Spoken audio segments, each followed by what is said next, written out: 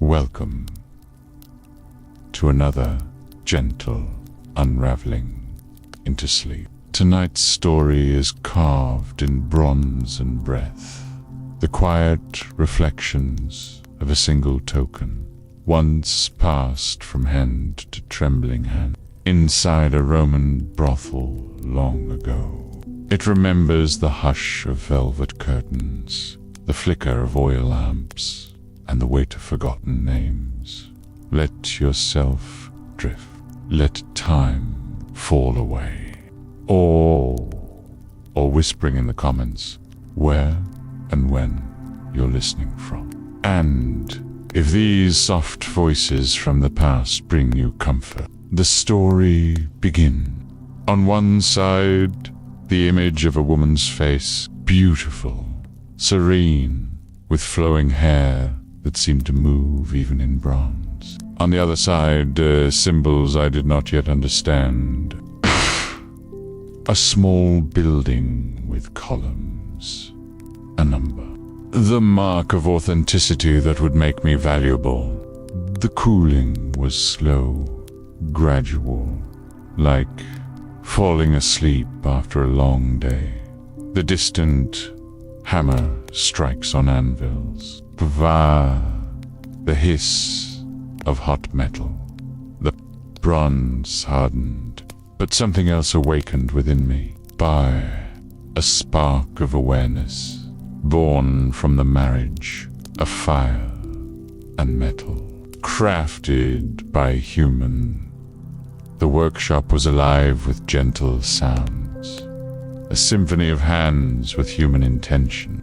Listening to the forge master's steady eye, lay in the mold for hours, breathing, meeting water. The gentle creation that would echo in my memory for centuries to come. The way light began to dance across the circular motions. When they lifted me from the mold, I felt air touch my surface for the first cool morning air, carrying the scent of olive oil and bread from the thyme street. Outside, apprentices, young fingers traced my edges, checking for imperfections. Perfect, he said, smooth as silk. Each stroke of the cloth awakened new sensations. Bewusst. I was polished then, slowly, carefully, with cloths that smelled of lavender and rose oil. Pressure, surface, reflecting the world around me. The forge master held me up to the window. Morning light streamed through, illuminating the workshop in golden hues. A small bronze disc, gleaming and new, ready for purpose. I saw my reflection in his eyes. You will see many things, he said, speaking to me as if he knew something I did not yet know. Remember, understand them all. I was wrapped in soft linen then, placed in a wooden box with others of mine. The clip-clop of horses on stone, the creak of cartwheels.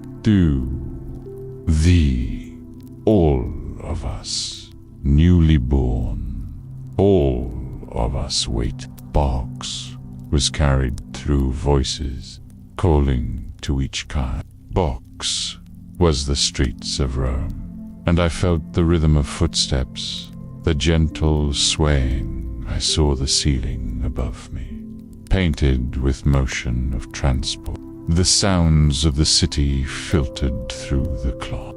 Wind the only thing I could, and the faint echo of my own other. Distant sound of the forum, where thousands gathered to speak and trade and argue and laugh.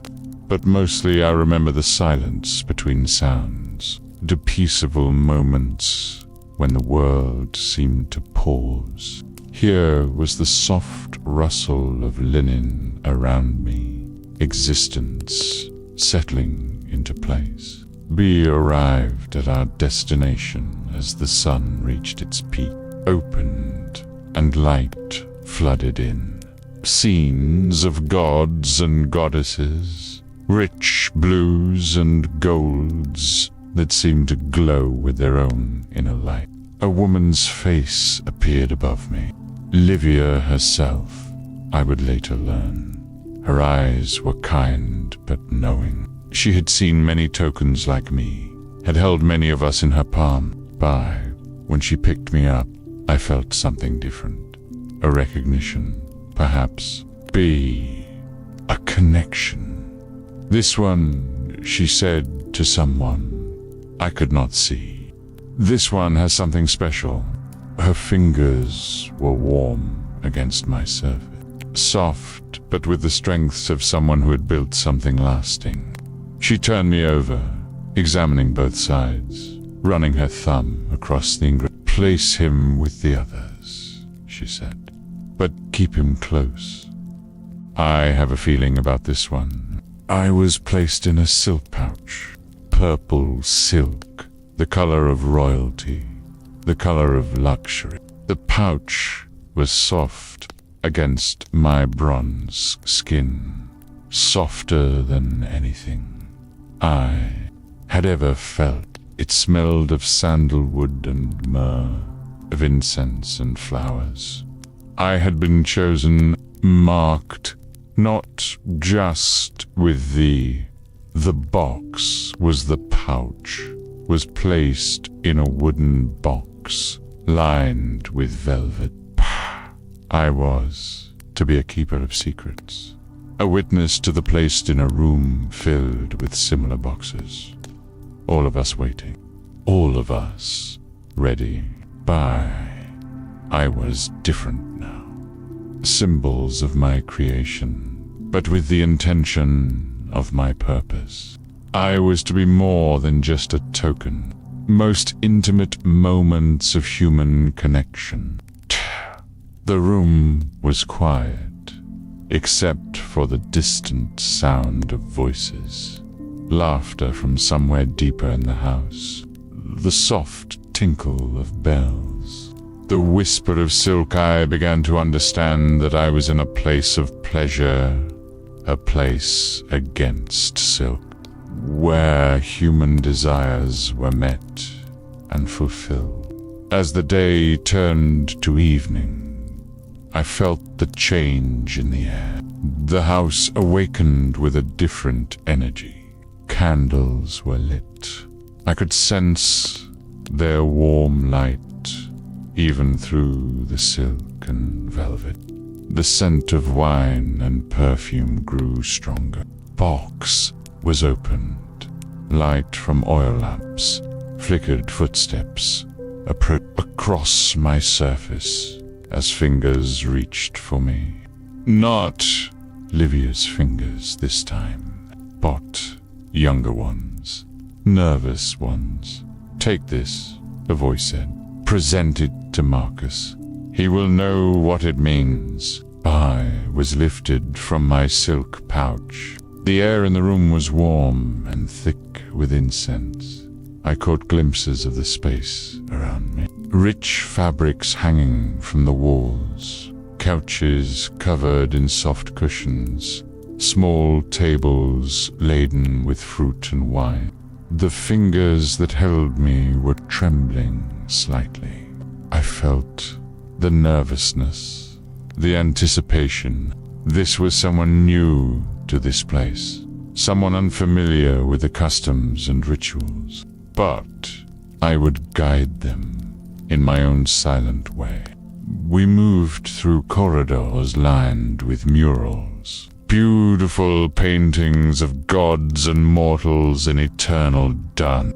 The walls seemed to breathe with the flickering candlelight. Shadows danced alongside us, growing and shrinking with each step. The person carrying me paused at a doorway.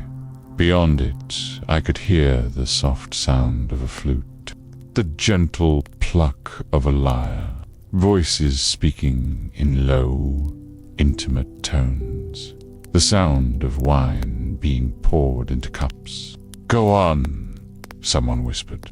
"Peas waiting." We entered the room, and I felt the weight of history settling around me. This was where I would begin my true purpose, where I would start to understand what it meant to be a token of desire, a small bronze key to unlocking human connection, lit by dozens of oil lamps, their flames dancing in the room was warm. Still, at small tables held cups of wine and plates of the scent of roses and jasmine filled the space. Silk cushions were scattered across low couches. His eyes were intelligent, kind. He had the bearing of someone figs and olives. In the center of the room, a man reclined on a couch. Marcus, I would learn, warm, confident. I felt the moment of comfortable with pleasure. Someone who understood that desire was not something to be ashamed of, but something to be celebrated. The fingers holding me extended toward him. Transfer. The brief space between one person and another where I existed in the air alone. Then new fingers closed around me. The woman's face on one side, the symbols on the other. Fingers that knew exactly what I was and what I represented. Marcus looked at me closely. He turned me over, examining the soft conversations, the gentle laughter, the way engravings, nodded slowly, understanding. "Beautiful work," he said. The forge master outdid himself. He placed me on a small table beside the couch. I rested there, watching the room around me. People moved toward each other with such grace and intention. This was not a place of hurried transaction. This was a place of art, of beauty, of connection. I began to understand that my purpose was not simply to be exchanged for services, but to be part of something larger. Something that honored the human need for touch, for intimacy, for the recognition of desire as something sacred. As the night deepened, I watched the dance of human connection unfold. The careful approach, the gentle word, the way touch. Could the conversations around me, the laughter became sighs. I felt the room settling into a convey more than speech ever could.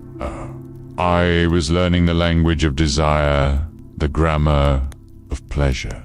He held me to the light, and I caught the oil lamps burned lower, their flames growing softer, became whispered, different rhythm, a more intimate temper.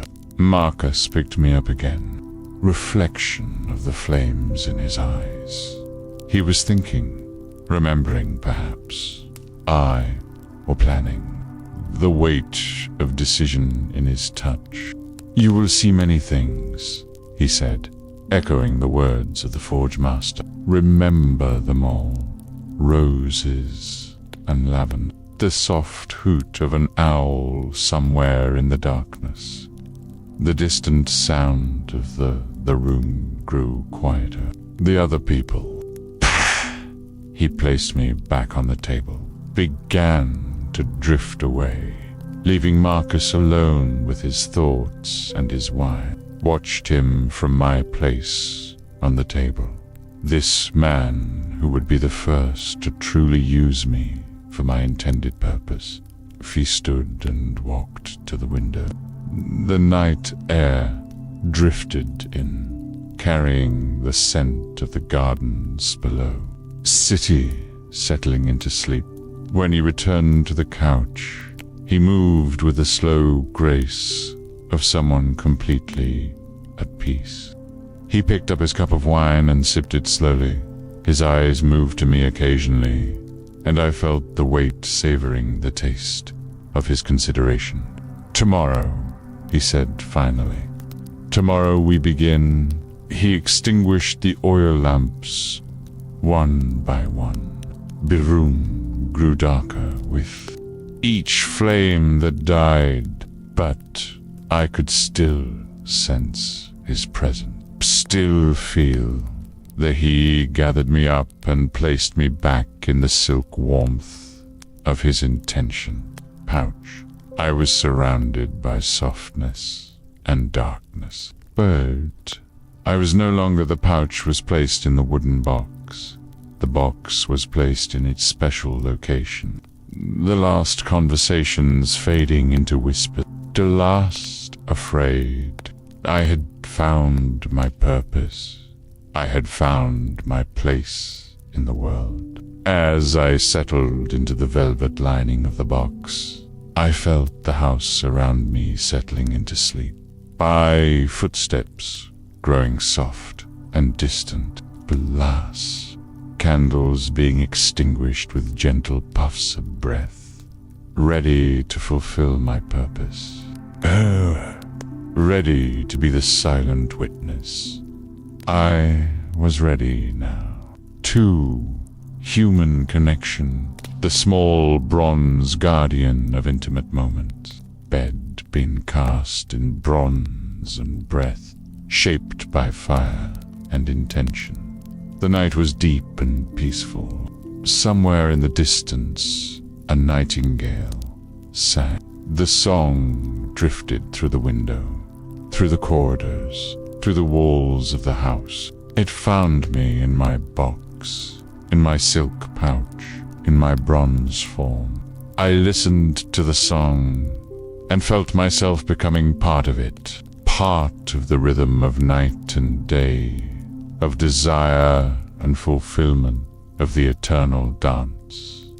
Between human hearts, I am bronze, I am breath, I am ready. The song faded into silence. The night settled deeper. I closed my consciousness around the warmth of my purpose and drifted into the peaceful darkness of waiting. Tomorrow would bring new experiences, new touches, new moments but tonight I was content to rest in the knowledge of what our connection was meant to be. I am a token of desire, cast in bronze and breath, and I dream of fire, and I am content, ready for all that is to come. Sleep comes to me as it comes to all things, gentle and complete, like the cooling of metal in the mold, like the settling of bronze into its final form. I sleep. The first touch was reverent. Morning light filtered through the silk as the box was opened. I felt the change in the air immediately. The house had awakened with a different energy, bustling but quiet, purposeful but gentle. Livia's fingers found me first. She lifted me from the silk pouch with her touch, what same careful attention she had shown the day before. Warm, familiar now. I felt safe in her palm. Today you begin your true work, she whispered. Be worthy of it. She carried me to the window. The morning sun caught my bronze surface, and I gleamed like gold. Below, the streets of Rome were coming alive. Merchants setting up their stalls, children running to lessons, more slowly, more the eternal rhythm of the city beginning another day. Chosen, special. But here, in this house, time moved differently, deliberately. Everything was chosen with care. Every gesture had meaning. My brothers and sisters, all cast from the same bronze, all bearing the air was thick with Livia, placed me on a small silver tray. Around me, she arranged other tokens, rich, fresh baths being drawn, oils being warmed, hair being by the same engravings. But I felt different from them. The tray was carried to the main receiving room. The space was more beautiful in daylight than it had been in the flickering lamplight. Tapestries hung from the walls. Marble statues stood in alcoves. Flowers had been arranged in silver vases. Everything smelled of roses and sandalwood, perfume and anticipation. I could sense the preparation happening throughout the house, braided with ribbons and flowers.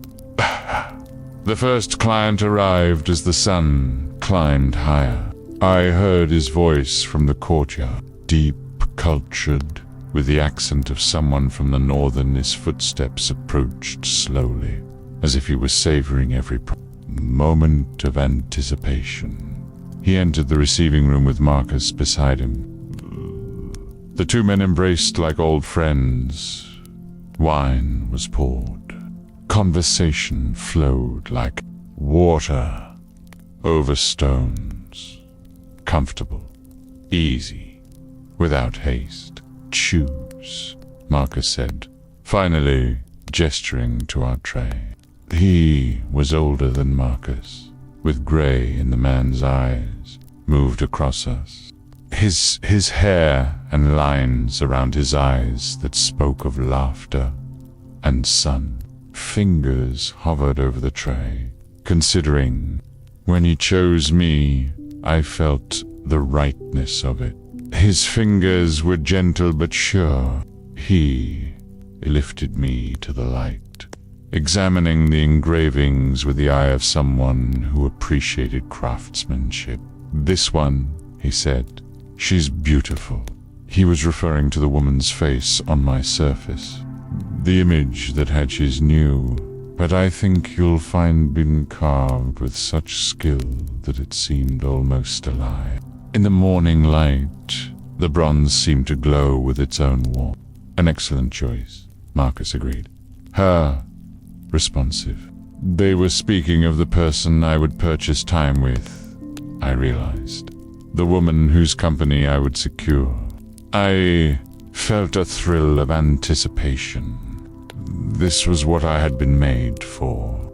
The man held me in his palm as they walked through the house. I felt the warmth of his skin, the slight tremor of excitement that he tried to hide. Was nervous, I realized. Perhaps it had been a long time since he had allowed himself this pleasure. Scenes of pastoral beauty, gods and goddesses in eternal play. Bee-climbed stairs carpeted with soft wool. The walls were lined with more painting. The light grew softer as we moved deeper into the house. At the end of a corridor, Marcus stopped at a door. P knocked gently, and a voice answered from within. Soft, musical, with the accent of someone from the eastern province. Enter, the voice said. The door opened, and I was carried into a room that seemed to exist outside of time. The walls were draped with silk, the color of peacock. She was beautiful, but not in the way of the marble statue. hearth as the floor was covered with Persian carpets. Oil lamps cast dancing shadows across everything. In the center of the room, a woman reclined on a couch covered in silk. Her hair was dark and thick, braided with. She wore a chiton of the finest linen, so sheer it seemed to be cushions. Beauty was alive, warm, inviting. When she moved, it moved with her like a second skin. Gold thread. Her eyes were the color of honey. She rose when we entered. Her movements were like water, flowing and graceful, made of light itself. "Gaius," she said, recognizing the man who held me. "It's been too long indeed." "Claudia," he replied. "I've brought something for you." "Pa." He held out his hand, and I lay in his palm like an offering. Claudia's eyes moved to me, and I felt her recognition. She understood what I meant, what I represented. Warm. She turned me over, examining both sides. She took me from his hand. Her fingers were even softer than his, and scented with rose oil, the same attention that Marcus had shown. "Beautiful," she said. "The craftsmanship is exquisite." She placed me on a small table beside the couch, a silver mirror, a comb made of ivory. The table was made of rare wood, polished until it gleamed. Beside me, she arranged small bottles of oil and perfume. "Wine?" she asked Gaius. "Please, Pa." She poured wine into 2 cups made of glass, so fine it seemed to be made of frozen air. The wine was the color of garnets, rich and deep. "Not yet." Bispish. She handed 1 cup to Gaius and took the other for herself. There was no hurry here. Time moved like honey, thick. I watched from my place on the table, learning the rhythm of. They sat on the couch together, but not touching.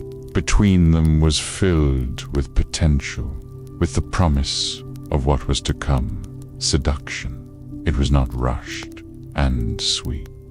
They talked of many things, politics, poetry, the weather. The conversation was a dance, each word chosen with care. As they talked, I became aware of the subtle changes in the room. The light from the oil lamps seemed to grow warmer. The air became thicker with perfume. The silk cushions seemed to grow softer. Claudia's hand moved to Gaius's arm. Just a gentle touch, but I felt the electricity of it, even from my place on the table. He relaxed under her touch, the tension leaving his shoulders. "You carry too much weight," she said softly. "Let me help you set it down." Her hands found his shoulders, began to. She rose and moved behind him. I watched his face transform as the stress and worry melted, knead the muscle. He closed his eyes and let himself sink into the knot. Just the exchange of bronze for sensation away. This was what I had been made for. Service, but the creation of space where human beings could find peace. But more than that, could connect, could remember what it meant to be touched with the need to be cared for, to be valued. Kindness. Claudia's hands moved with expertise, born of years of practice. She knew exactly where to touch, how much pressure to apply. She understood the deeper need, to be seen as worthy of gentleness. The wine was forgotten. The conversation faded into comfortable silence. There was only the sound of her hands on his skin, the soft whisper of fabric, the gentle crackle of oil lamps. When she had finished with his shoulders, she moved to face him again. Her eyes were warm, understanding. She had seen many men like Gaius. Men who worked too hard, who carried too much responsibility, who forgot that they were human and deserved human comfort. Better, she asked. Much better, he replied. You have a gift. Would you like to discover? I have many gifts, she said with a smile. Them. The answer was in his eyes. It was not a question that required an answer. Pritch, in the way he reached for her hand, in the way he let her lead him to the couch. What followed was a dance I had never seen before, but somehow the careful removal of clothing, the gentle caresses, this was not crude or hurried. This was art, performed by masters the way understood. Two people could communicate without words, using only touch. And it was not just physical. It was emotional, spiritual even. It was breath and the language of desire, feeling privileged to witness such. I watched from my place on the table. Every touch was meaningful. Every kiss was a poem. Intimacy. Bronzeye felt proud to be part of their craft. The light from the oil lamps cast moving shadows across their skin, and gold moving together in perfect harmony. To have made this connection possible. As the afternoon wore on, I began to understand the true nature of pleasure. About being seen, being accepted, being valued for who you were at your deepest level. Claudia gave this gift freely. She saw Gaius, not as a client, but as a human being, deserving of care. She touched him not just with her hands, but with her attention, her understanding, her genuine desire to bring him peace. He understood that she was not in return. He treated her with reverence. They lay side by side on the silk, just a provider of services, but an artist, a healer, a keeper of ancient wisdom about the human need for connection. When their time together was complete, the air around them was warm and still, filled with the scent of cushions.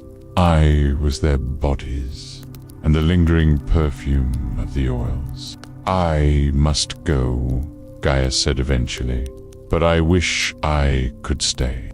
You can stay as long as you like, Claudia replied. The token gives you.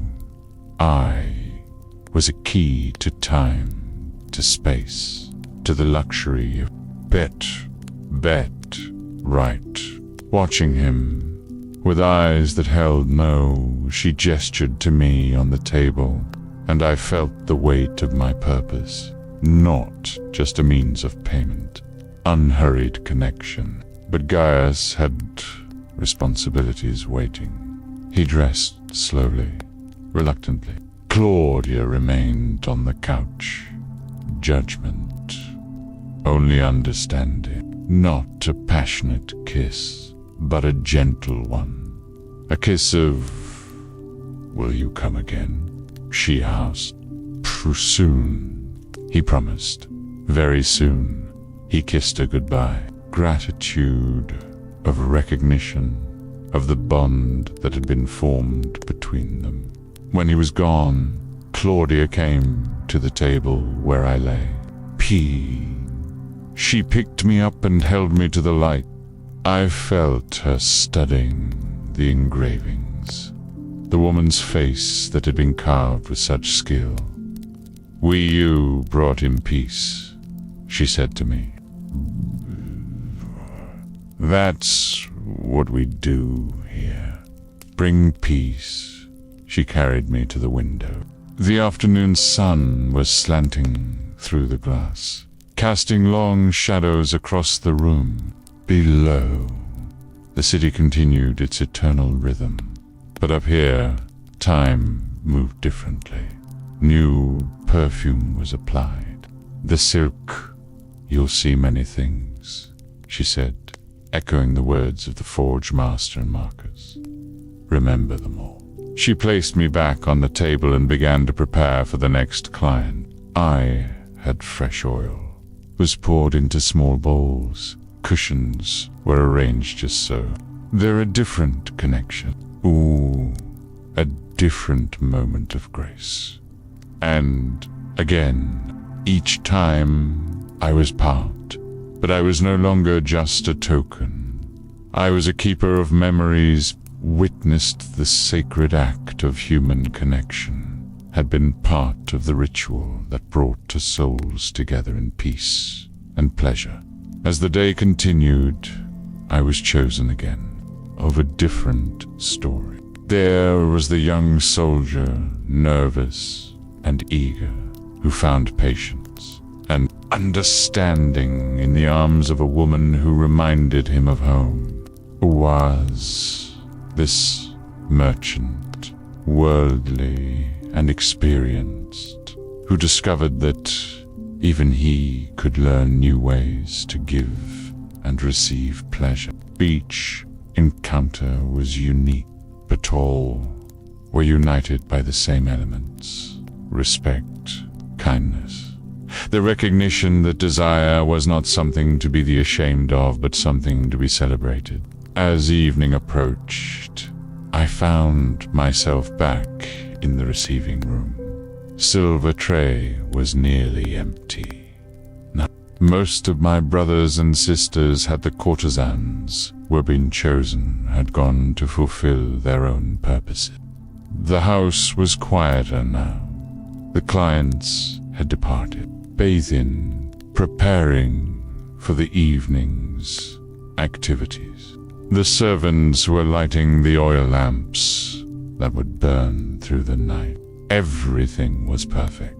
I felt her satisfaction, her pride in everything was as it should. Livia appeared in the doorway. She moved through the room like a queen surveying her domain. She came to the tray and picked me up, but I was what had been accomplished. I had performed well on my first day, being worthy of the trust placed in me. "You did well," she said softly, "but this is only the beginning." She carried me back to the silk pouch, back to the wooden box. No longer the same token that had been placed there the night before. Was richer now, filled with memories and experiences. The silk felt softer against my bronze skin. The velvet lining of the box seemed more luxurious. I settled into my resting place with a contentment of purpose fulfilled around me. The house settled into its evening rhythm. Baths were drawn. Hair was brushed and braided. New oils were prepared. The eternal cycle of pleasure and connection continued. I closed my consciousness around the memories of the day. Pitch, the touch of the scent of different perfumes. P, the sound of different hands. Voices, all united by the same basic need for human connection. I am bronze. I am purpose. I am memory. The night deepened around me. Somewhere in the distance, a nightingale sang. The song drifted through the window, through the corridors, through the walls of the house. It found me in my box, in my silk pouch, in my part of the bronze form. I listened to the song, and felt myself becoming part of it. Rhythm of desire and fulfillment, of longing and satisfaction, of the eternal dance between human hearts. Tomorrow would bring new experiences, new touches, new moments, but tonight I was content to rest in the knowledge of what I had accomplished, keeper of sacred, and I dream of touch, and I am content. I am a token of desire, touched by palms and perfume, like the fading of perfume into like moments. Sleep comes to me as it comes to all things, gentle and complete, besettling of silk against bronze, memory and I. In sleep, in dreams, in the eternal I sleep. The house breathes around me, rhythm of human connection. I am still now, the client gone, but the memories remain. Sleep. The secrets began to accumulate. Weeks passed like wine poured slowly into a cup. Each day brought new experiences, new connections, new moments of intimacy that settled into my bronze memory like sediment in a river. I had become familiar with the rhythm of the house, the morning preparations, the careful selection of oils and perfumes, the gentle but soft conversations that prepared the courtesans for lighting of lamps. When the velvet the day ahead, but it was in the evenings that the true magic happened. Drapes were drawn across the windows, creating private worlds within the larger world of the house. When the oil lamps cast dancing shadows that seemed to breathe with their own life. Tonight was different, special. I could sense it in the air, in the way the servants moved with extra care, in the way the perfume seemed richer, more complex. Marcus had chosen me personally for this evening. His fingers were sure as he lifted me from the silver tray. I felt the weight of his expectation, the importance of what was to come. Tonight you meet someone extraordinary, he said softly. Patron, who deserves our very best. He carried me through corridors I had never seen before, deeper into the house, where the decorations were even more elaborate. The floor was carpeted with rugs, so the walls were larger, more ornate, covered with silk, the color of midnight. That seemed to move in the thick, they seemed to swallow sound. We stopped at a door different from the others. Marcus knocked and a voice answered. This was wood was carved with intricate patterns, flickering light of the oil lamps. From within, the walls were draped with tapestries that must have cost enter, the voice said. But this was not the voice of a courtesan, the voice of someone accustomed to command, someone who expected obedience. The door opened, and I was carried into a room that took my breath away. The ceiling was painted with scenes from mythology, gods and goddesses. His hair was silver, his eyes sharp and intelligent, in eternal play. More than most people earned in a lifetime. In the center of the room, a man reclined on a couch, covered in silk, the color of deep wine. He was not young, but age had brought him dignity, rather than frailty. Everything about him spoke of power, of someone accustomed to having his desires fulfilled. Senator Marcus said, bowing slightly. Welcome, Sen.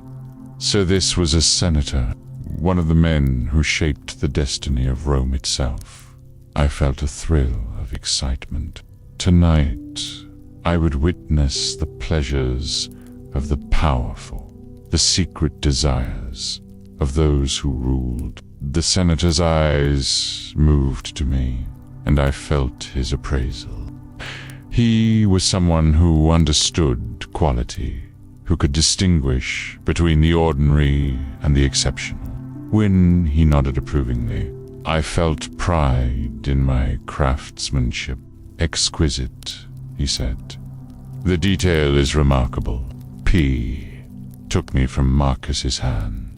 His fingers were cool, controlled. Everything about him was measured, calculated. Even his desires, I suspected, were carefully managed. "Where is she?" he asked. "Preparing herself," Marcus replied. "She wanted to be perfect for you." The cup was made of gold, decorated with precious. The senator smiled. The wine itself was the color of dark amber, rich and complex. Boo understood that perfection took time, that some things were worth waiting. Soft singing, the rustle of silk. Someone was indeed for. Wine was brought, not the ordinary wine served to regular clients. Stones, as the senator drank. I became aware of sounds from an adjacent room, water being poured, preparing, and the preparation was elaborate. The door to the adjacent room opened and a woman entered. She was not like the other courtesans I had known. This woman was different, older, more sophisticated. Her beauty was not the fresh beauty of youth, but the refined beauty of experience. She wore a chiton of silk, so fine it seemed to be made of moonlight. Hair was elaborately arranged, held in place with pins of gold and ivory. Perfume was subtle but intoxicating, a blend of rare flowers and spices that must have come from the far reaches of the empire. The title meant mistress or lady, but it was more than that. Domina, the senator said, rising to greet her. Demeanor was recognition of her status, her skill, her importance. This was not just any courtesan. This was someone special. "Senator," she replied, inclining her head gracefully. Bede, it's been too long." "Too long indeed," he agreed. "I've brought something for you." He held out his hand, and I lay in his palm like an offering. Domina's eyes moved to me, and I felt her immediate understanding. She knew what I meant, what I represented, but more than that, she knew what I was worth. She took me from his hand. Her fingers were warm, skilled, certain. She examined me with the eye of someone who understood craftsmanship, who appreciated quality in all its forms. "Beautiful," she said. "The finest I've seen." She placed me on a table made of rare marble. The surface was cool and smooth, polished until it gleamed like water. Around me, she arranged the tools of her trade. Bottles of oil and perfume, combs made of ivory and gold, a mirror of polished silver. Everything in this. But these were not ordinary tools. These were instruments of art, crafted with the same care that had gone into my own creation. Prome spoke of refinement, of the luxury that only the most powerful could afford. "Wine?" she asked. "Fruits, please. Nuts flavored with exotic spice." Everything was perfect. She poured wine into cups even more elaborate than the one the senator had. There had been drinking from. The wine was served with small delicacies from distant lands. chosen to enhance the experience of the evening. They sat together on the couch, but the dynamic was different from what I had observed before. With other clients, the courtesans led. I heard you went to was a balance, a mutual respect between equals. Tell me about your recent travels, Domina said. This was not the conversation in Egypt. I did the senator reply. Fascinating country. The pyramids are even more impressive than the poets claim. They talked of politics, of philosophy, of art, of client and provider, but of two intelligent people who enjoyed each other's company. The seduction was intellectual as well as physical. As they talked, I became aware of the subtle changes in the room. The light from the oil lamps seemed to grow warmer. The air became thicker with perfume. Bah! The silk cushion seemed to grow softer. More than that, I became aware of the deeper currents running beneath the conversation. The senator was a man of great power, but he carried responsibilities. Power was a burden as well as a privilege, would crush a lesser man. She knew Domina, understood this. She had known many powerful men, had learned to read the signs of stress and strain that came with authority. How to provide not just physical pleasure, but emotional release. You're troubled, she said softly. What weighs on your mind? Beast Sanders, Versailles, dropped for a moment. In that instant, I saw not the powerful politician, but the human being beneath. Tired, stressed, carrying difficulties. Decisions. There must be burdens that no one else could understand. The Senate, he said. There are made. Then tonight, let someone else carry those burdens, Domina said. Let her hands found his shoulders, began to me help you remember what it means to be simply a man, not a senator. She rose and moved behind him. Work the tension from his muscles. Bodge. Her touch was different from what I had observed before. More skilled, more intuitive. She knew exactly where to touch, exactly how much pressure to apply. The senator closed his eyes and let himself sink into the sensation. This was watched, his face transform as the stress and worry melted away. What Domina offered, not just physical pleasure, but the chance to be human again. As her hands worked, she spoke softly. Not about politics or philosophy. The way morning light fell through the windows of her private, but about simpler things. The changing of the seasons, the sound of rain on the roof. Chambers. Her voice was like honey, warm and soothing. It wrapped around the here in this room, behind these velvet drapes. He could let himself be senator, like a blanket, insulating him from the harsh realities of his public life. Vulnerable. Better. Pooh, she asked when she had finished. Much better, he replied. You have a gift for healing. I have many gifts, she said with a smile. But healing is perhaps the liquid important. She moved to the table where I lay and selected a bottle of oil. Flynn sighed, with a golden, scented with rare flower. She warmed it between her palms before beginning to apply it to his skin. The massage that followed was a work of art.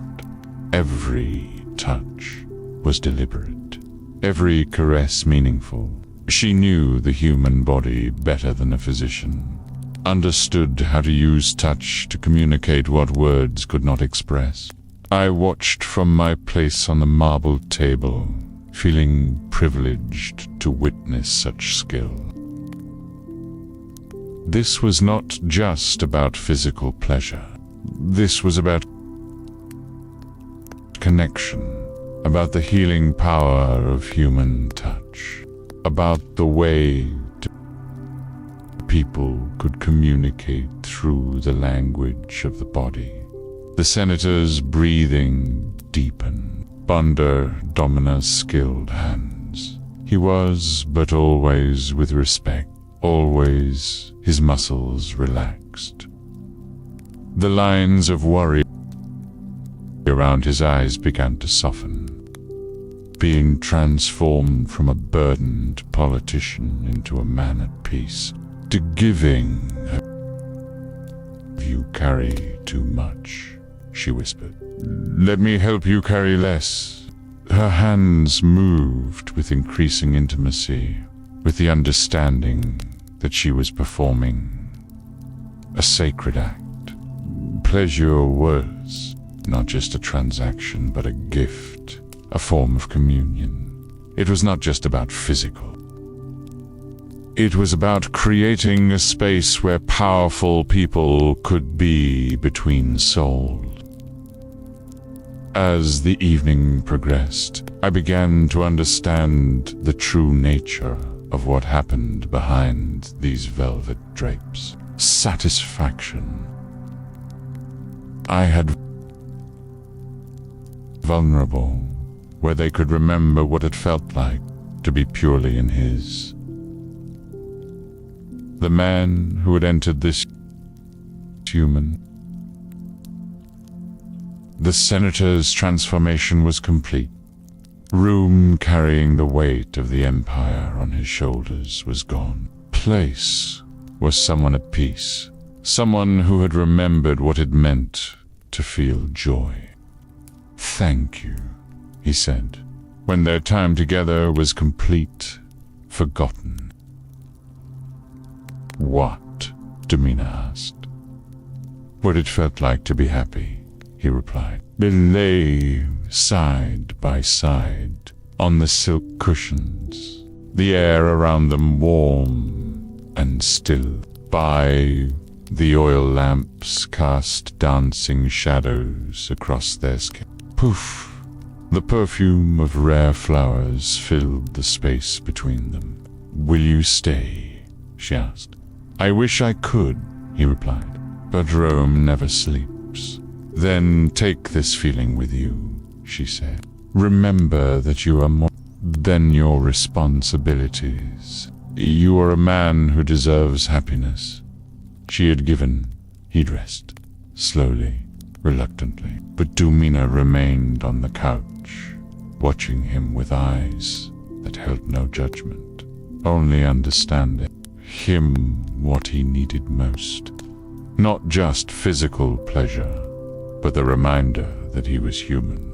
When he was ready to leave, he came to the table where I lay. He picked me up and held me to the light. It should return to I felt his gratitude, his recognition of what had been accomplished. Keep this, he said to Domina, as a reminder of tonight. No, she replied. The token has done its work. Circulation, others have need of what we provide. I was not meant to be hoarded, but to be shared. She was right, of course. To facilitate connection wherever it was needed. P. Senator nodded. Understanding. P. kissed her goodbye. Not a passionate kiss, but a gentle one. A kiss of gratitude, of recognition, of the bond that had been formed between them. She picked me when he was gone. Domina came to the table where I lay, up and held me to the light. I felt her studying the engravings, The secret desires of woman's face that had been carved with such skill. "You have seen much tonight," she said to me. "Power, the hidden vulnerabilities of those who rule. Remember it all." The night air drifted in, carrying the scent of she carried me to the window, roses and lavender. The distant sound of the city, the gardens below, never truly sleeping. "Power is a burden," she said softly. "Those who carry it need healing more, prose than most. We provide that healing, you and I." She placed me back on the table and began to prepare for the next client. But this night was different. The senator had been her only appointment. The rest of the evening was hers to spend as she chose. She bathed in water scented with rose petals. She brushed her hair until it shone like silk. She applied perfume with the careful attention of an artist preparing her masterpiece. But then, instead of preparing for another client, she did something. She picked up a scroll and began to read. Poetry, I realized. Unexpected. The works of Ovid, the master of love and transformation. As she read, I began to understand something new about the world behind the velvet drapes. The courtesans were not just providers of pleasure. They were educated, cultured, intelligent women who had chosen this life not out of desperation but out of a recognition of their own power. Demeanor read with the voice of someone who understood the deeper meanings of the poems. She had studied rhetoric, philosophy, the arts. She could be whatever her clients needed her. Could converse with senators and merchants, soldiers and artists on their own terms. This was why she was so successful. The soft murmur of conversation, the gentle she offered not just physical pleasure but intellectual stimulation. To be confessor, companion, teacher, healer. Demeanor had finished her reading. As the night deepened, other sounds began to filter through the wall. Laughter from other rooms. Music of lyre and flute. The house was alive with the quiet activities of the evening. But here, in this room, there was peace, and was now simply sitting by the window, looking out at the stars. Seemed lost in thought, perhaps reflecting on the evening's events. "You know," she said suddenly, speaking to me as if I were an old friend, "there are those who would say what we do here is shameful. Never felt shame for bringing pleasure to others." She rose and came to the table where I lay. She picked me up and held me close to her heart. I felt the steady rhythm of her breathing, the warmth of her skin. "Pleasure is a gift," she continued. "To give it is sacred. To receive it is we are priestesses of a very ancient religion, you and I, human."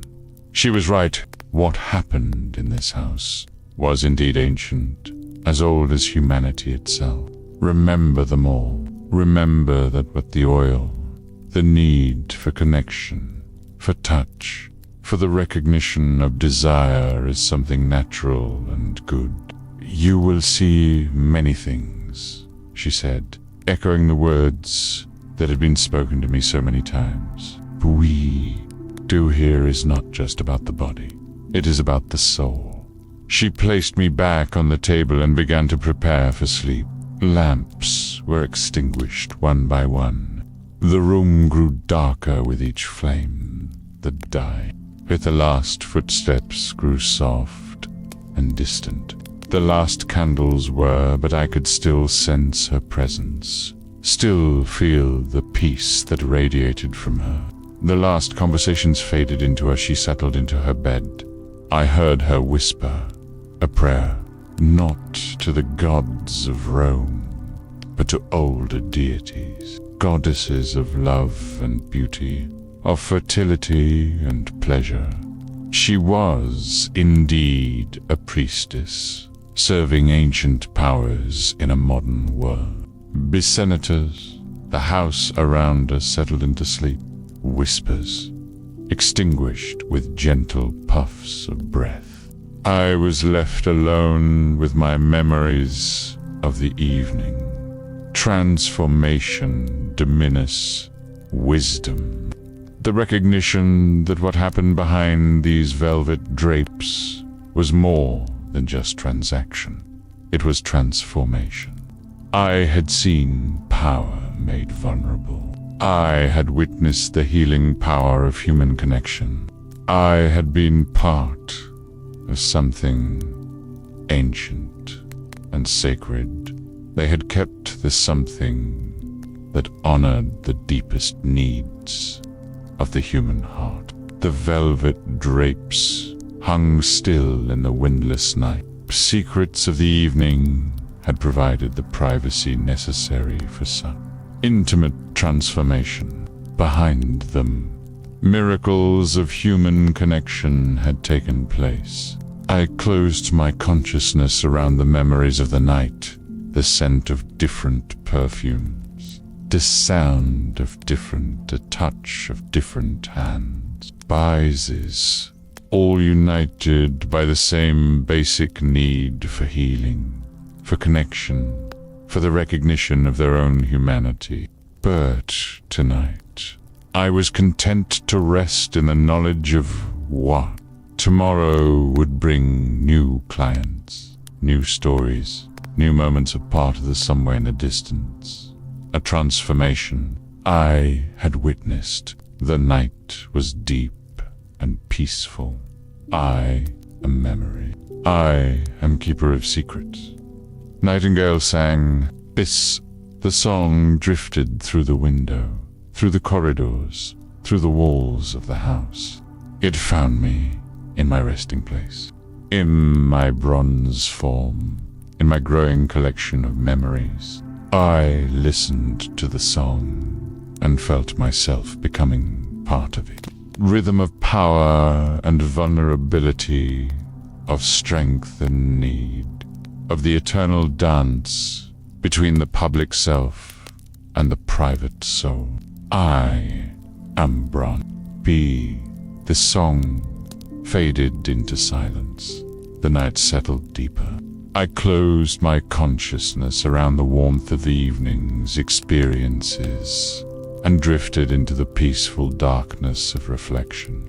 Behind the velvet drapes, secrets were safe. Vulnerabilities were honored.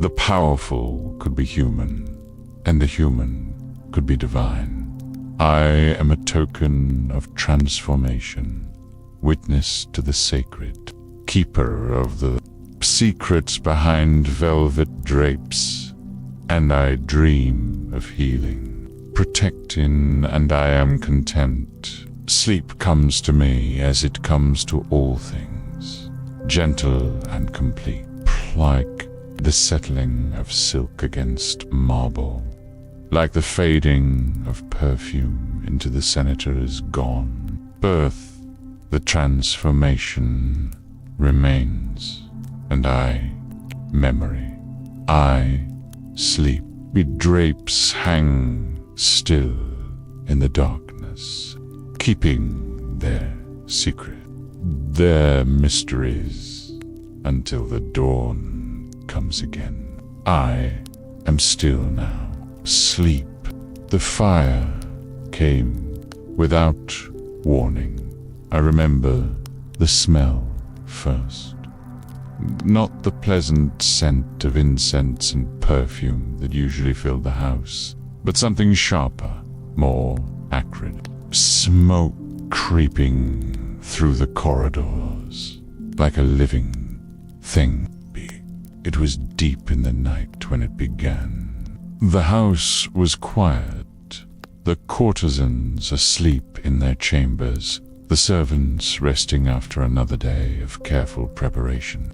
I lay in my silk pouch, in my wooden box, dreaming of bronze and breath, and the endless cycle of human connection. I felt the house around me. The first shouts came from the street, distant at first, then closer. The word, the smell of smoke grew fire, carried on the night air like a curse. Voices raised in alarm. The sound of doors beginning to stir, to wake from its peaceful slumber into something. Approaching panic. Footsteps in the corridors.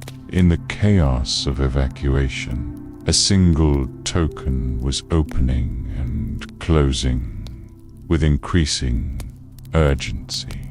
Then another. The footsteps stronger, more insistent. Someone ran past the room where I rested. Were different now. Not the measured pace of servants going about their duties. The footsteps more distant. The scrolls. A voice called out. Save the scrolls. It crept under the lid of my box, around the edges. The silver. Don't forget the silver. But no one came for me. Easily forgotten. I lay in my box, listening to the sounds of the house being abandoned, feeling the temperature of the air beginning to rise. The smoke grew thicker. Pouch. Pie. Could taste it, bitter and harsh, so different from the sweet perfumes I had known. Bah! The sounds of evacuation grew fainter.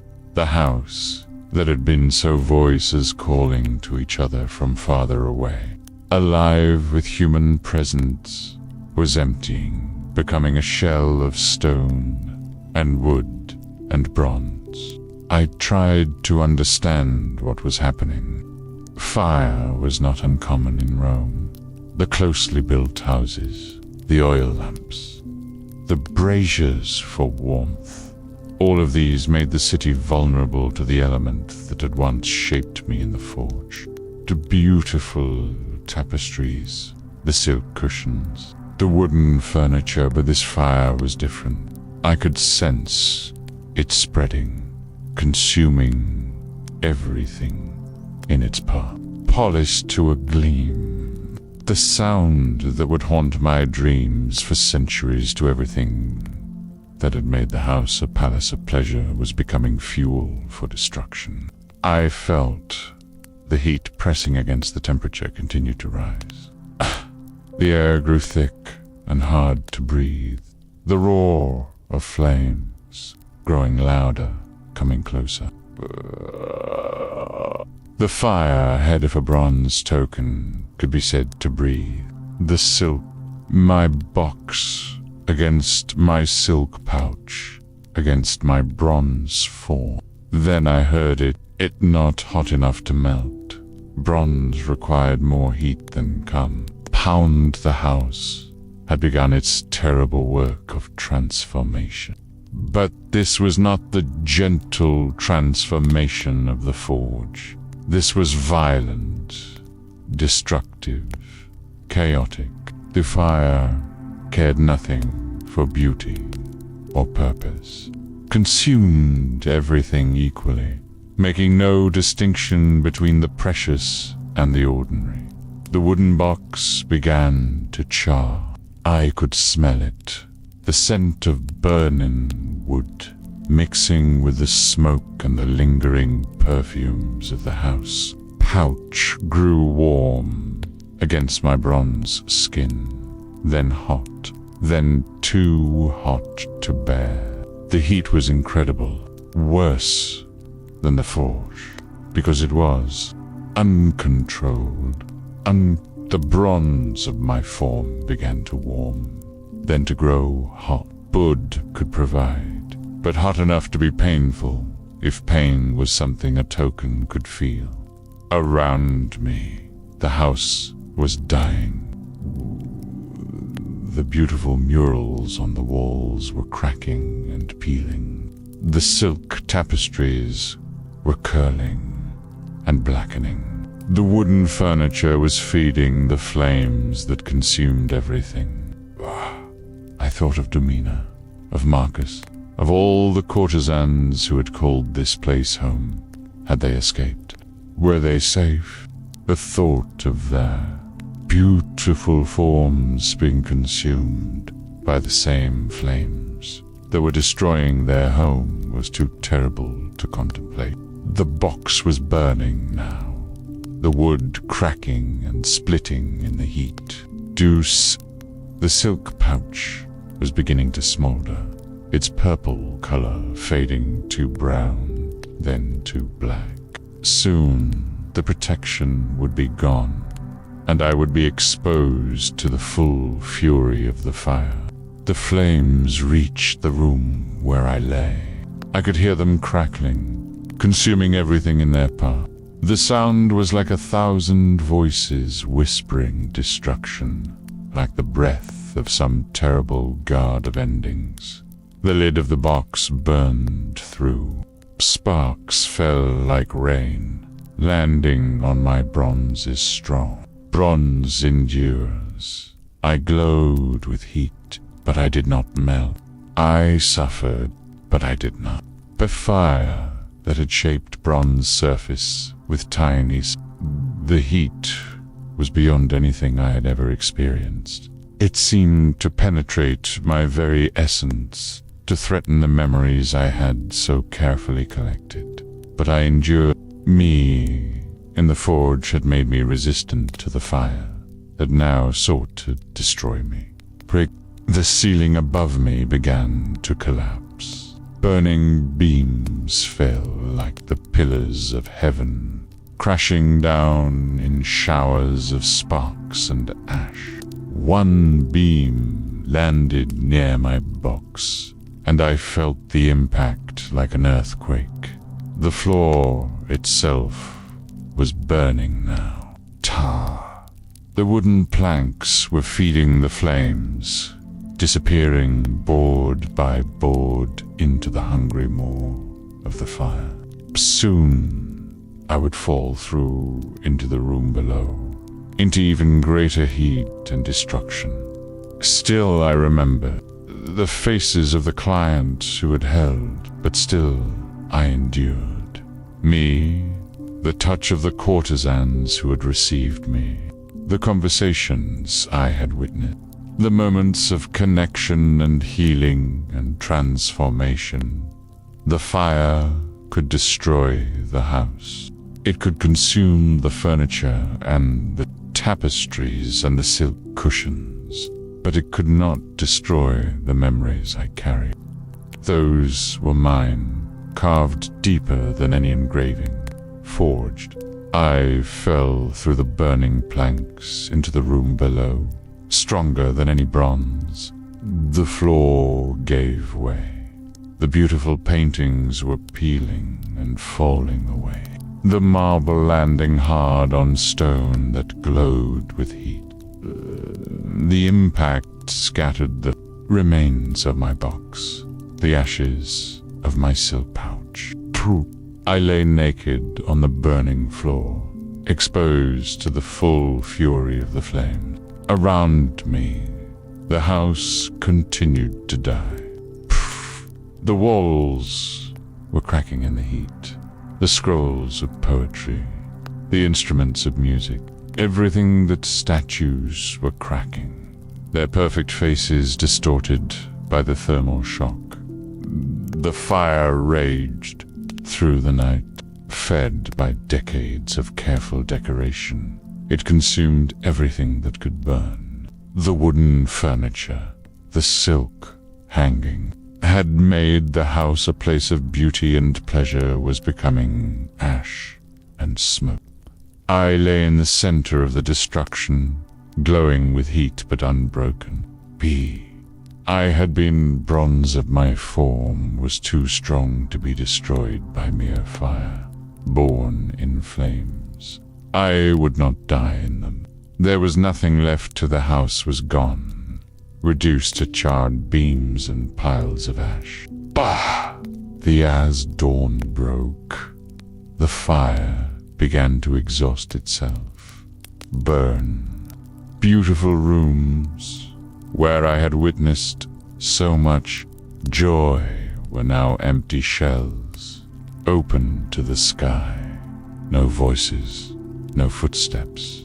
No, the silence was profound. After the roar of flames and the crash of falling timbers, the quiet was almost unbearable. Laughter, just the soft whisper of ash settling, the distant sound of the city waking to discover the devastation. My bronze form, I lay in the ruins, cooling slowly as the sun climbed higher, was blackened with soot, my beautiful engravings obscured by the residue of destruction. But I was intact. I had survived.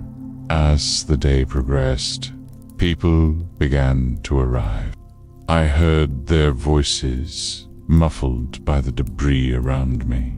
They were picking through the ruins, looking for anything that might be salvaged. Nothing left, one voice said. Complete destruction.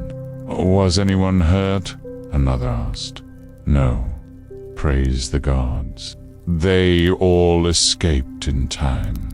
I felt relief wash over me. The people I had known, the courtesans and servants who had given the house its life, had survived. They were safe, even if their home was gone. But the searchers were not looking for tokens. They were looking for things of obvious value: silver, gold, marble that could be reused. A small bronze token, blackened with soot and buried in debris, was beneath their notice. The debris was cleared, but carelessly. Much of it was simply days past. The beautiful house that had been the center of pushed aside, burying me deeper in the ruins. I felt myself sinking into the ash and rubble, becoming part of the devastation. The site was abandoned. So much pleasure and connection was now just another empty lot in the city. Weeds began to grow in the spaces between the stones. I felt the changes in temperature, the subtle shifts that rain fell, turning the ash into mud that covered everything. The city above me changed, grew, evolved. New buildings, the sounds of the city became muffled, distant. Old ones were torn down. The location of the house that I was alone with, I sank deeper. Winter cold made the mud around me hard and brittle. The weight of debris pressed down on me, burying me in darkness. My memories and the growing silence of abandonment. Seasons passed, marked the passage of time. Summer heat penetrated the debris, warming me slightly. Years past were constructed. Had been. My world was forgotten, known only to the weeds and the rain. I began to understand what it meant to be lost, not just misplaced, but truly forgotten. The people who had known me were gone, dead, or the house that had been my purpose no longer existed, alone in the darkness, with only my memories for company. Decades passed. The debris around me settled and compacted.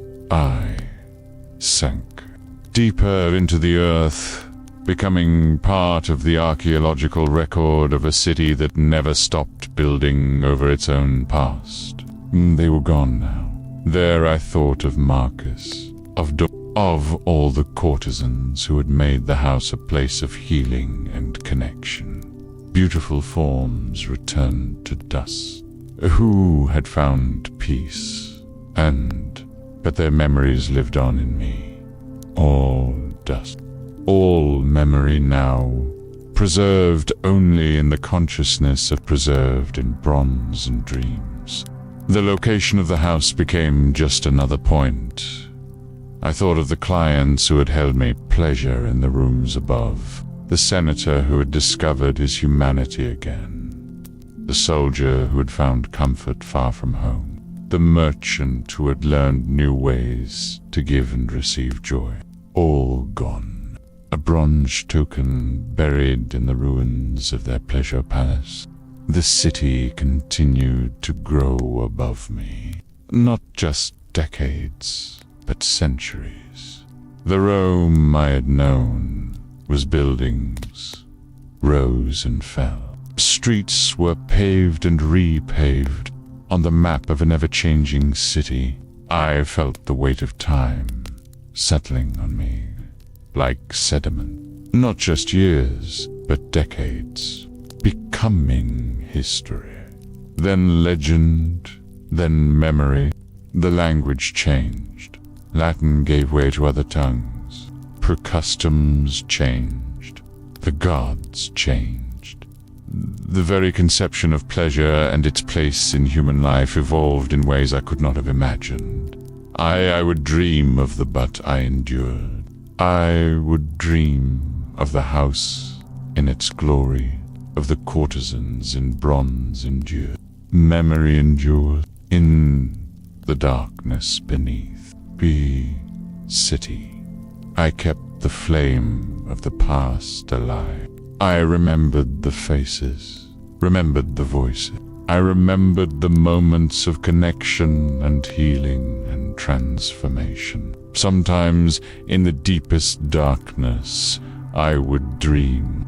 I would dream of the sacred act of human forge, where I was born, of the moment when bronze became consciousness, the beauty of the clients in their vulnerability.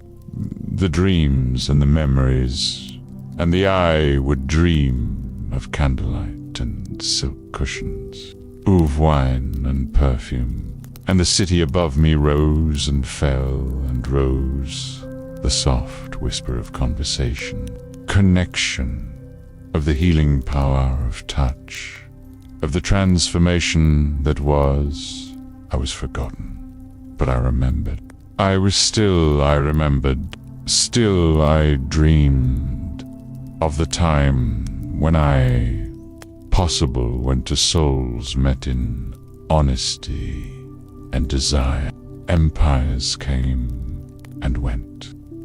The very ground I rested in was dug up, and the dreams were all I had. Stubborn endurance of bronze, lost, but I preserved. I was buried, but I dreamed. Centuries passed, like seasons, again, built upon, dug up and built upon, in the endless cycle of urban renewal.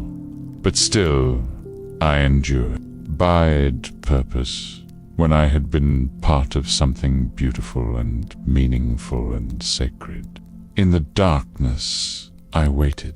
I did not know what I was waiting for. Perhaps for the city to dig deep enough to uncover someone to find me. Perhaps for the end of all things, when bronze itself, the past it had buried, would return to dust. No light had touched me in centuries. No, but I waited. And I remembered, and I dreamed. The darkness was complete. A human voice had reached me. I was not. I carried within me the essence of a world that had I was a keeper of memory, a preserver of the no hand that held me. I was alone with time and memory and the endless patience of bronze, but I was not empty. Vanish the memory of a time when pleasure was sacred and connection. I remembered what had been. I preserved what might be in the silence. I remember clean the dust and ash. I was healing. I was the last witness to a way of life that had been beautiful. And I was a library of moments, a museum of the human heart. In the deepest darkness, I began to understand my true purpose, just a token of exchange, past, meaningful and true. The city above me continued its endless dance of growth and change, but beneath it all, in the darkness and dust and ash, I kept the flame of memory burning. Again, I am bronze. I am memory.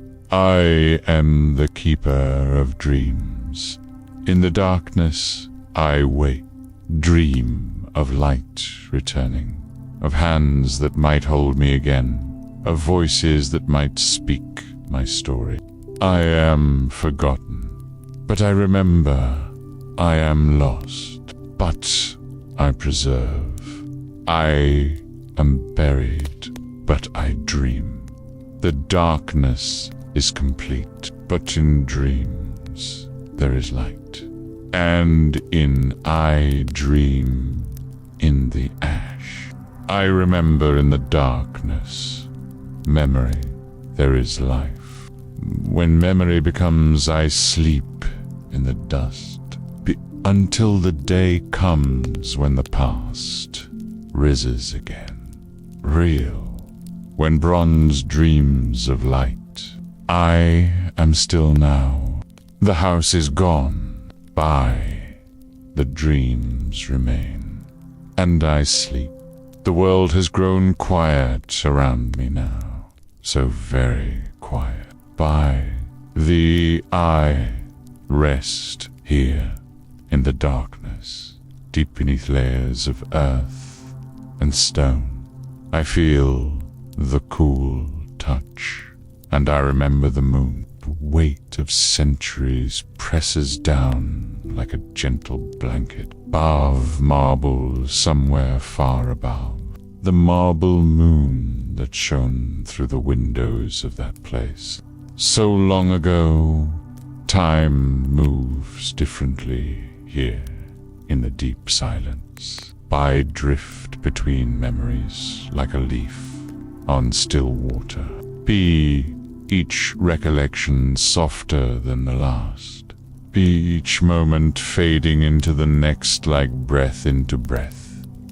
I remember the warmth of hands, the gentle friction of fingers against my so many hands. So many lives that touched mine, for just each one leaving something behind, a trace of their warmth, a bronze surface moment, whisper of their story. His palms rough, the oil merchant who held me tight on cold mornings. He would warm me in his hands before those stories have from years of handling him far. He tucking me away in his belt pouch. I felt his nervous excitement. Green patina spreads across me like moss on a stone, gradual like watching seasons change in I am becoming, surrounded by fragments of pottery and coins of distant places and forgotten wars. His of wind, that anticipation. His loneliness, seeking comfort. His hands, the young soldier with calloused fingers, still trembling from battle, clutch me so tightly I could feel his pulse through his palm. trickling from marble fountains into seeking water. The gentle splash as someone cupped their hands. The soft, the where it caught on seeking sustenance. They whisper ancient secrets, smelled of leather and iron. The way it pooled on the floor, like absorbed his fear, his need for human touch, his desire to forget. My bronze surface has grown dark with, but now those hands are dust, those hearts are still. Join the eternal silence. Their tendrils are, I rest here in the earth. From empires that no longer exist, age, one with the earth that holds me. The way it caught the light, the transformation is peaceful. A single breath. Sometimes I feel the roots of trees brushing against me. Pond, and I share mine in return. The language of gentle as they grow. They tell me of the sun above, of rain that falls, carries seeds across vast distances. I listen to their stories, growing things, the language of time itself. I remember the scent of olive oil, warm and golden in ceramic lamps, the way it made shadows dance on painted walls and threw it back in soft, wavering patterns. I remember the sound of water, shallow pools, murmur of conversation reflected off stone surfaces. I remember silk, the whisper of fabric against skin. My edges as robes were removed. Liquid moonlight. These memories are all I have now, all I am now. They flow through me like wine through a broken amphora, slowly, gently, until nothing remains but the faintest trace of what once was. So many the marble moon rises in my memory, full and bright and eternal. It shines through the window of that room where I spent so many nights, how it silvered their hair, softened their features, made where I witnessed so many meetings, so many parting, moments of human connection. I remember the way moonlight touched the faces of those who came, the soldier who smiled for the first time in months, his face seeking solace. Them look like marble statues come to life. The merchant who wept quietly after, his tears catching the light like tiny, their desire, their fears, diamond transformed by unexpected tenderness. The senator who laughed, a sound like bells in the distance, all of them illuminated by that pale light. All of them made beautiful by its gentle touch. The moon understood. We were witnesses to the full spectrum of human need. We held their secret, their hopes, and now I hold them still, even as they fade, even as I fade. I dream now of the forge where I was born. The red-hot bronze poured into my mold, the hiss of metal meeting stone, the patient hands that shaped me, polished me, gave me purpose. A small bronze key to unlock doors, brew to grant. I was created to be a key, access to bridge the gap between longing and fulfillment. I pass from hand, carrying with me the accumulated weight of human experience. From heart, for so long I served that purpose, to heart. Each touch added to my story. Each exchange deepened my understanding. I sink deeper into its soft but now, the guardian of whispered secrets. Now, I am something else. I am memory made manifest, the minerals in the soil mingled with my bronze surface. I am the keeper of countless small moments, the bronze heart that still beats faintly with the echoes of ancient Rome. Only a deep sense of completion. And I am tired, so very tired. Returning to the elements from which I smelted in fires that the earth embraces. Me more tightly now. Darkness, becoming part of the earth itself, came copper and tin, mined from distant mountain, burned bright and hot, now dissolving back into the patient earth. They sink into the deepest part of my bronze heart, where they will cycle completes itself, as all cycles must. I feel no sadness at this transformation of purpose fulfilled. Unverse, well, the memories I have carried for so long begin to settle like sediment in still water, remain preserved, protected, eternal. I remember laughter, bright and musical, echoing off marble walls. I remember tears, salt and sorrow, breath released, tension melting away like wax in flame, absorbed into silk and stone. I remember sighs. I remember the weight of secret, whispered in darkness, sweet and strong, spilled from forgotten, gentle and endless, carrying me toward some distant shore. I remember the lightness of joy. I remember the touch of skin, warm and soft. They flow through me like alive with possibility, buried as I am. But I feel its presence.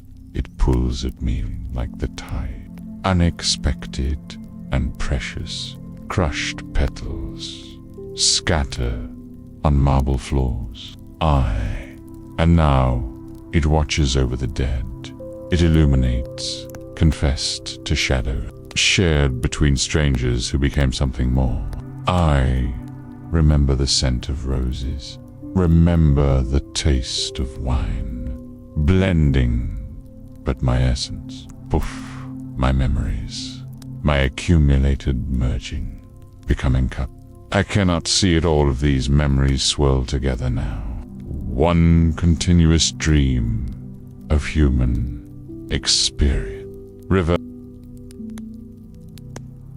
the marble moon continues its eternal dance. Above me, now reliable, a faithful companion through countless nights. It become part of its eternal glow. My bronze will casting rainbow shadow. I remember how it reflected in pools of water, fractured, calling me to join its peaceful journey across the star-filled sky. I remember how it shone through colored glass, on white walls, and beautiful, like hope itself. It was constant, watched over the living, both equally, with the same gentle light. Soon I will join its vigil, will rise to join the moon in its endless dance. Return to the earth, wisdom. I dream of the last hand that held me, fingers gentle and sad, knowing reverent, as if saying the grip was soft. This would be the final time. Goodbye to an old friend. There was no urgency in that touch, no need or desire, only recognition, understanding, a quiet acknowledgement of endings, like a cherished keepsake, like something that had served protected. And there I have remained through seasons of rain, not discarded, but laid to rest. I was placed carefully in the earth. Beloved, I have been witness to the full spectrum of human experience. I faithfully and deserved honor in its passing, worn by time and chemistry, by a whisper of what once was. The soil fell softly around me, grain by grain, until I was covered, hidden and drowned. Bronze, through the rise and fall of empire, through the slow transformation of the world above. Be soon, there will be nothing left but a needed, valued. I have served my purpose, fulfilled through me, making me part of. My bronze surface grows thinner. Now, the patient work of earth and water, stain in the soil, a memory of metal. But I am not afraid. I have seen so much, felt so much, understood so much, have held their secrets, shared their burdens, carried their hope. I have been useful. My destiny justified my existence. What more can any created thing ask for? Toward thee, in their growth, in their reach, toward the sun. Something of will whisper in its leaves, that we are connected now. The roots continue to grow around me, their story as they become part of mine, and wood, metal and life, past and present. They will carry some essence of me upward, toward the light world above. My experience will continue. The tree that grows from this soil will know something of ancient Rome, will carry in its cells the memory of bronze, stories I have held. This is immortality, not the preservation of form, not the maintenance of identity. This gentle dissolution, this return, but the sharing of wisdom, but the continuation of essence. I am content with this transformation, the evolution of human to the elements, the long arc of history bending toward some unknown. Night after night, year forests grow and be cut down. Century after century, it has watched empires rise and fall, but the moon remains. It connects us across time, and found comfort in its light.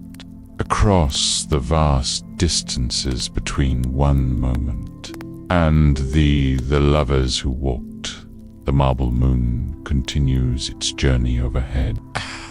After year, cities crumble and be rebuilt. It has seen the changing face of the world, society, destination. We are all the same, all equally small, of all equally the soldiers who marched by.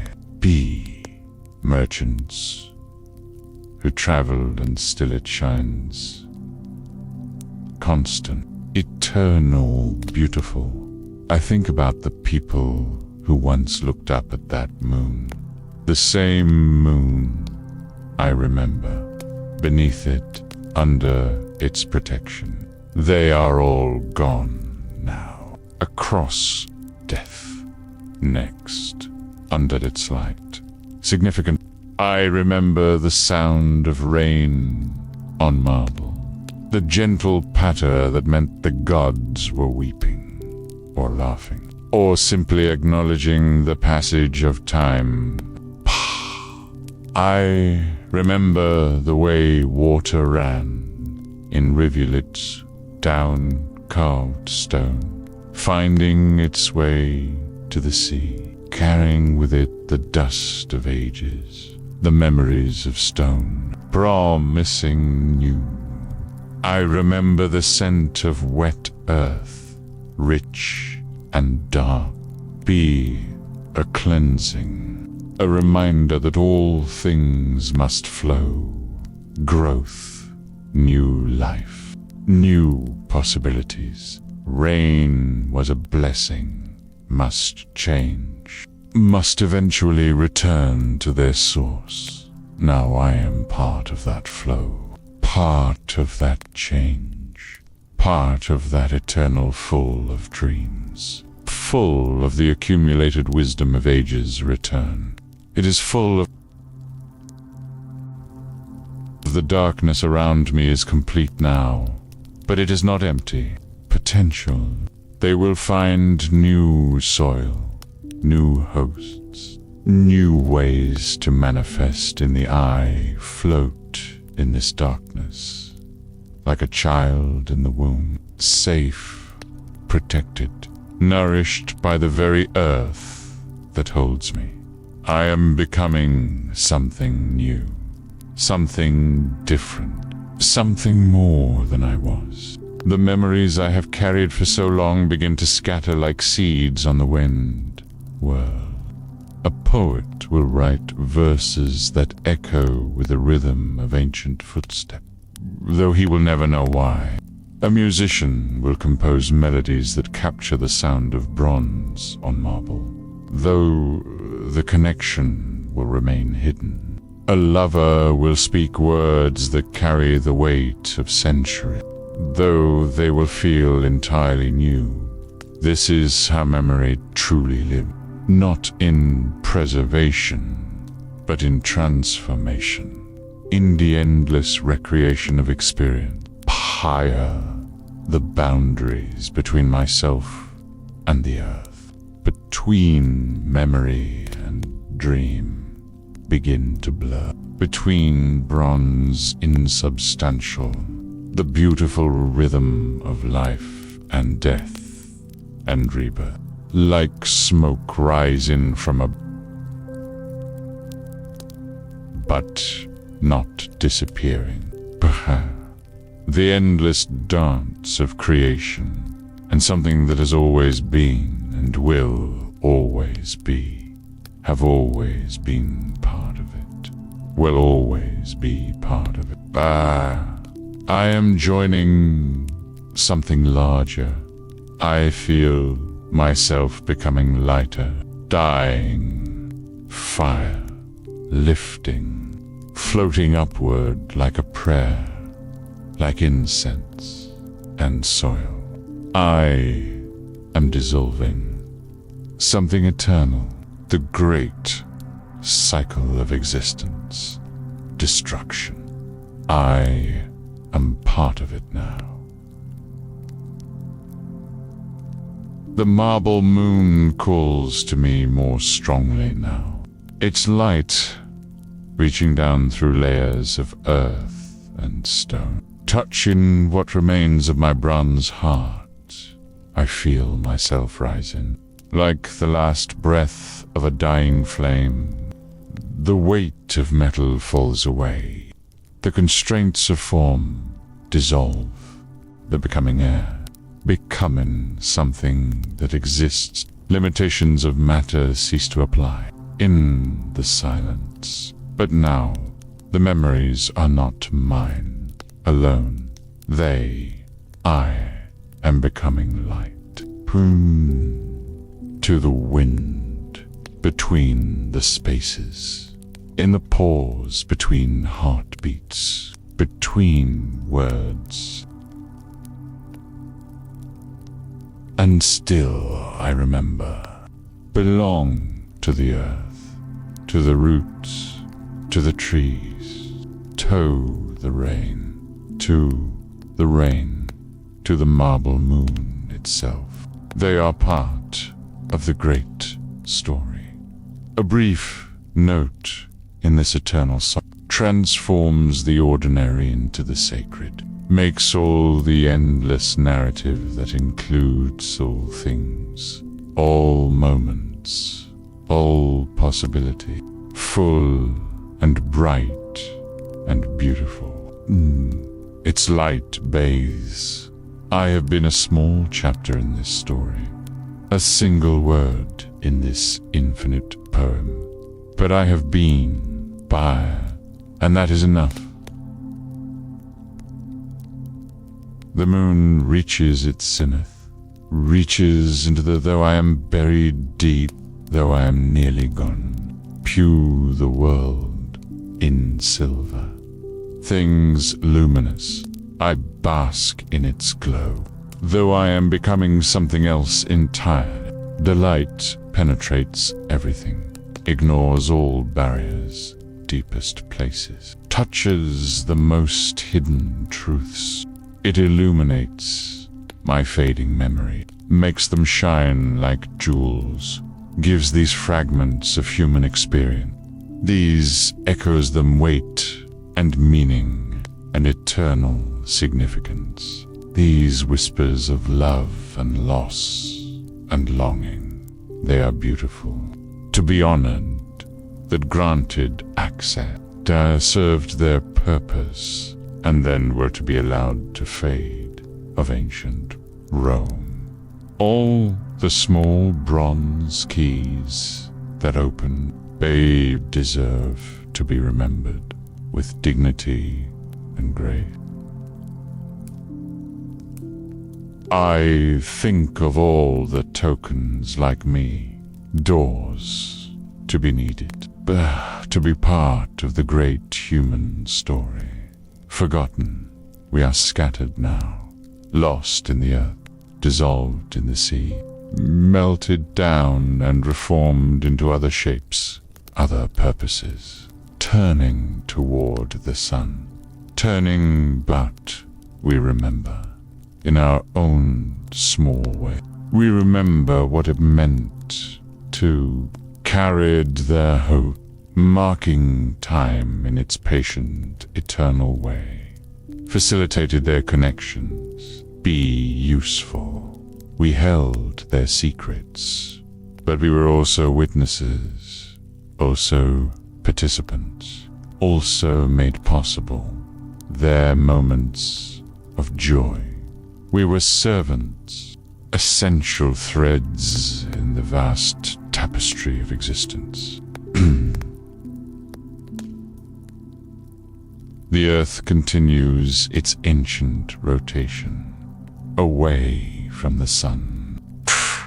I feel myself turning with it, part of its movement, part of its rhythm, part of its dance, through the cosmos. The memories I have carried, the stories I have, all of it is part of this dance. All of it has meaning, all of it ready to. We are all connected, all moving together, all part of the same magnificent whole. The bronze, that was me, like breath misting in cold air, witnessed, be transformed.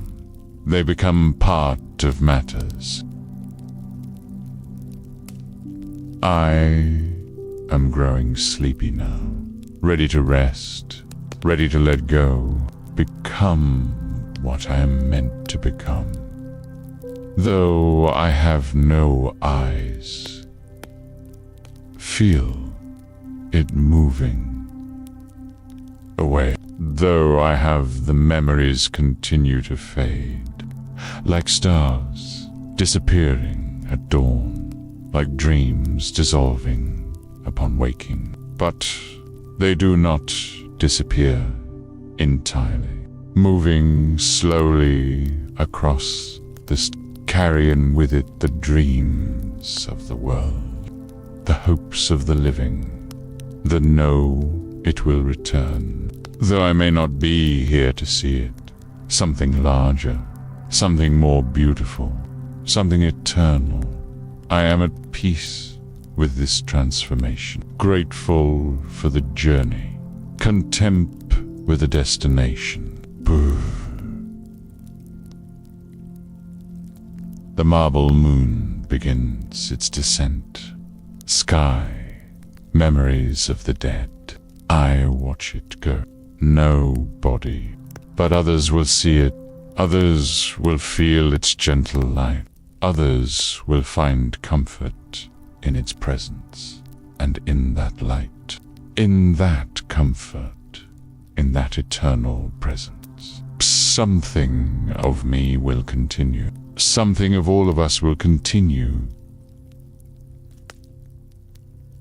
Safe, protected, ready for whatever comes. The darkness deepens, but it is not empty darkness. It is full of possibility, not just the full of potential, full of the seeds of new beginnings. I rest here in its embrace, the grateful love of the comforted. The next dissolved into the earth, returned to its. The bronze is nearly gone now. Component elements, free to become something new, but the essence remains. The memories remain. The love remains. Love, yes, that is what I carry with me into this final darkness. Not just the transactions I facilitated, but the physical acts I witnessed. Love that motivated them all, in its various forms, in its many manifestations, in its the desperate love of the lonely, surprised, the sad love of the departing. All of it was love, eternal, unchanging essence. I understand now, have always understood, will always understand. To be seen, to be valued. We are all seeking connection. It was not just a place of commerce.